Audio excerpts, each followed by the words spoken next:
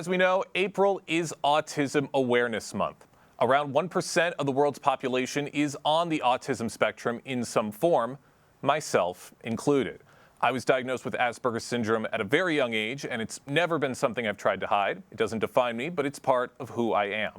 All throughout the month, people have been taking the opportunity to continue to educate the general public on autism and to help them understand it a little more.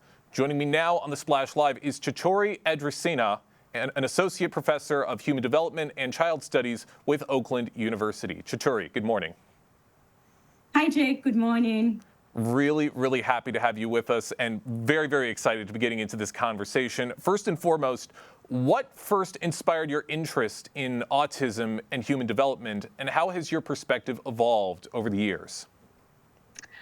Well, I got involved with autism at a very young age. I was an undergraduate student at Trinity College at Oxford University.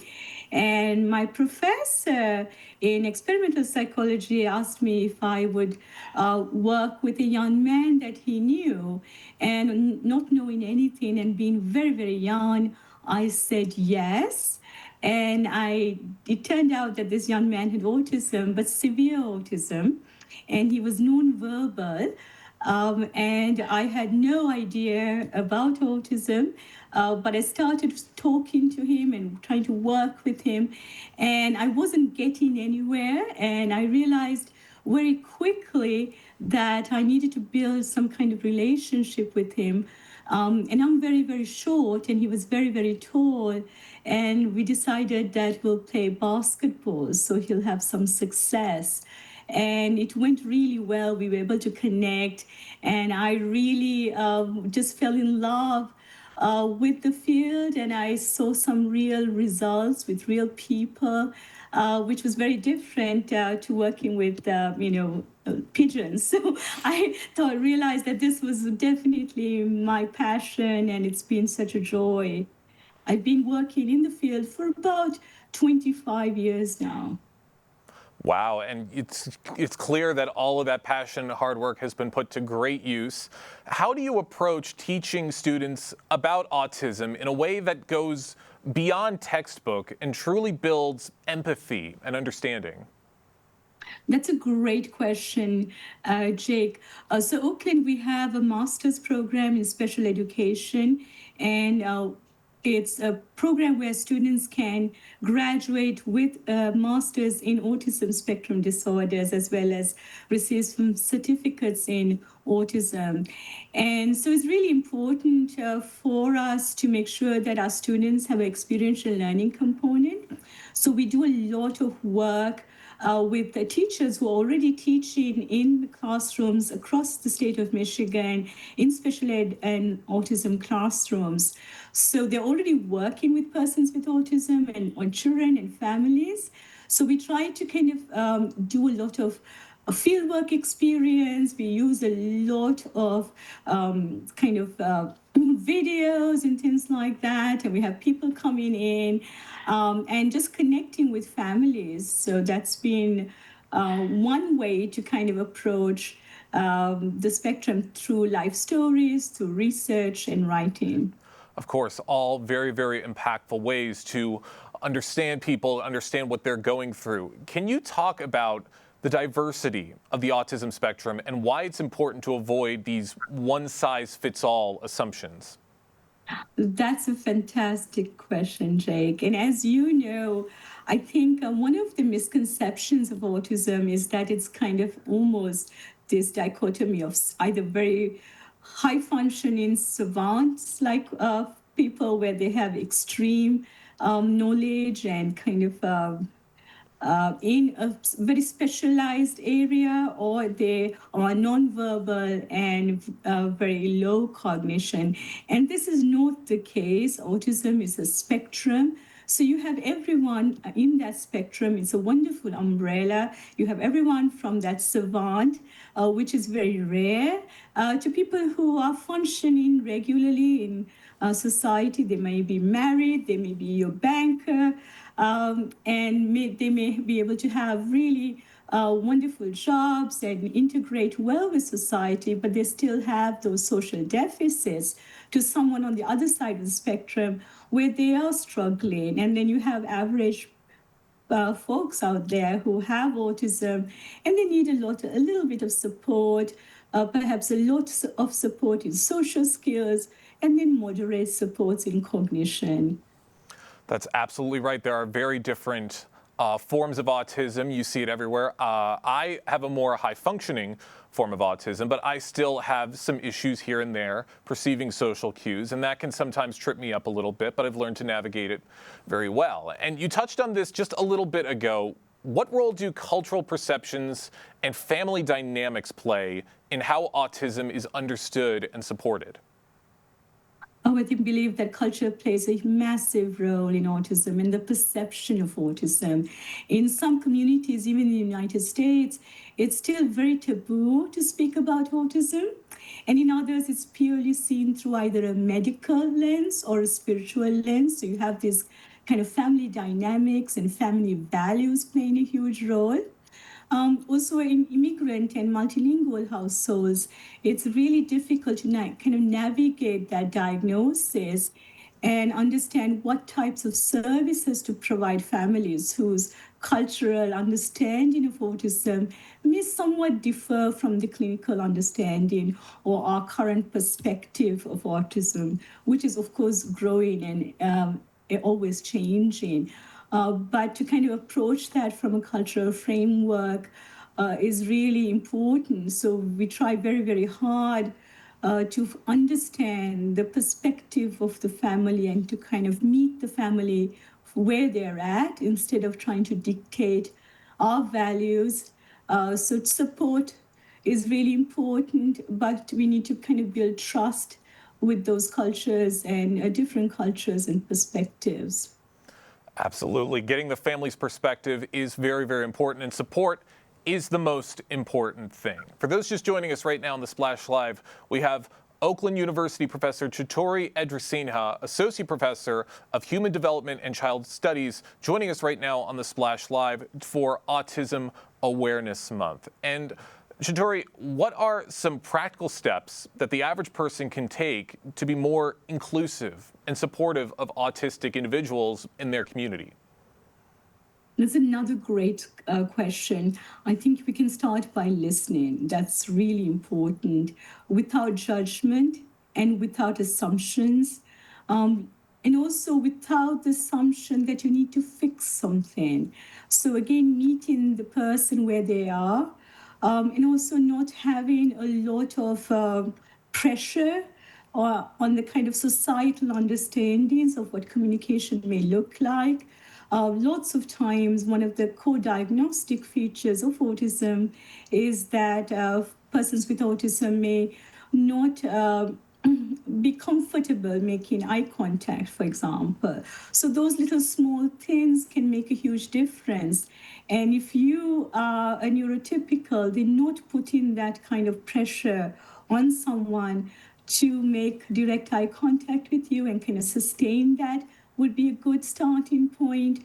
And then kind of being mindful and cognizant of the kind of sensory issues that the other person might have. Using inclusive language is another practical thing that you can do. And just to kind of understand that your typical expectations may not be met and to be open to that. That's absolutely right. Mindfulness is important, and patience is important as well to help an autistic individual deal with what they have to deal with. Are there any emerging research trends or tools in the field of autism studies that you're particularly excited about right now? Right now, I'm very excited about using like technology as well as things like AI to kind of support my families as well as my individuals with autism. It has helped to kind of leverage some of the language barriers that we've found, or not. Again, we talked about not having the kind of social nuances. So it kind of helps. I think AI has kind of helped to kind of ease that a little bit. So I'm really excited to see where that goes. I'm kind of humbled by the research that's happening out there. And I think it would really make a difference going forward. I think so as well. And one of the things I've seen within the last few years is these discussions are becoming much more prominent, and we're seeing autism discussed more and more throughout other forms of media and pop culture. How do you think those have influenced public understanding of autism for better or worse?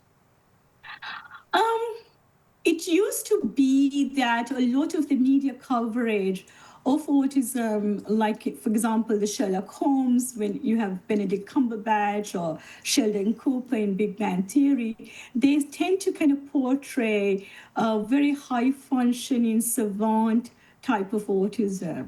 And I think that has really given a misconception of the public understanding of what high functioning autism may look like without conveying also the struggles of those folks.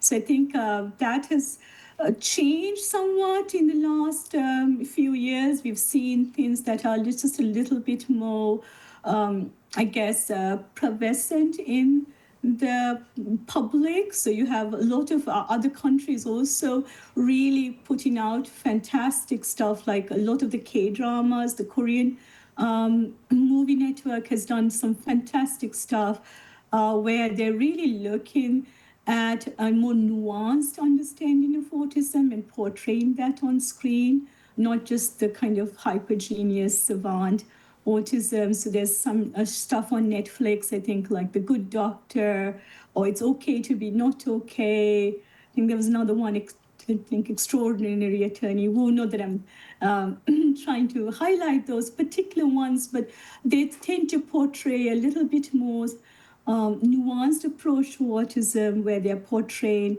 some of the challenges that folks on the spectrum encounter on a daily basis. So I think that's very promising to have that kind of holistic global perspective of autism.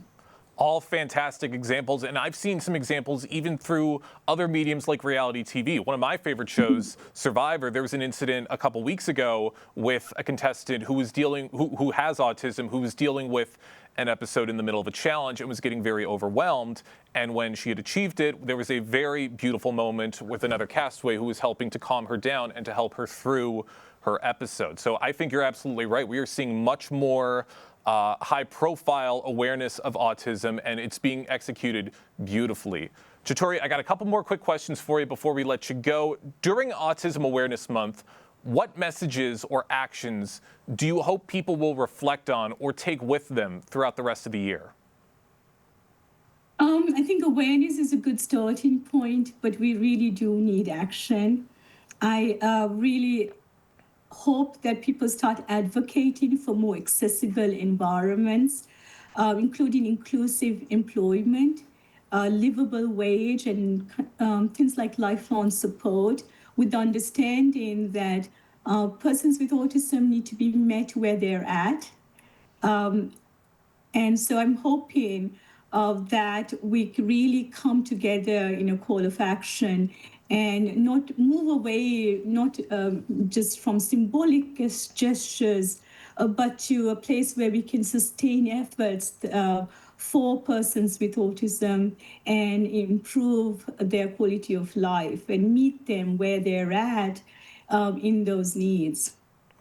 I love everything you just said, all very important things to keep in mind with somebody with autism. Chaturi, what advice would you give to students or young professionals interested in pursuing a career in autism research or advocacy? I think they have to be open and also to be a little bit creative.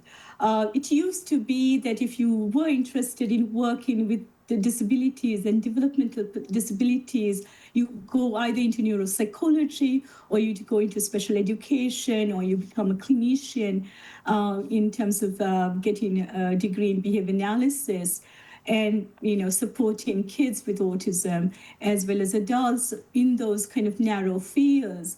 And now we find that that is not the case. Persons with autism can be supported and in all kinds of ways, and they do need those supports. And some of them may not be as traditional roles of a clinician, teacher, psychologist, but maybe just, beyond those roles. Like I just mentioned employment.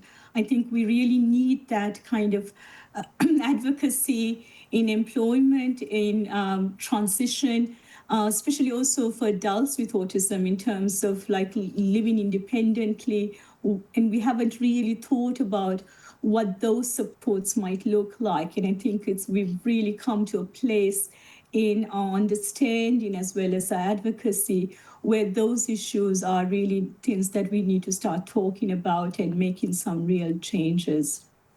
Absolutely right. All very, very important things to keep in mind. Chaturi, last question before we let you go. Where can people go to learn a little bit more information about understanding autism? In Michigan, we have some wonderful agencies, and so you can kind of start with the Michigan Autism Awareness Agency. If you want to know about Oakland's program, you can look at our website. It's in oakland.edu. If you're looking for a clinician or if you're needing support or clinical services, the BACB website is available, and that's a wonderful resource because it lists every single board-certified behaviorist on that website. So if you're looking for a clinician, that would be the best place to start. All right, great resources and a great place to start. Chaturi, thank you so much for joining us today on the Splash Live and for having this conversation. My pleasure. Take care, Jake, and be well.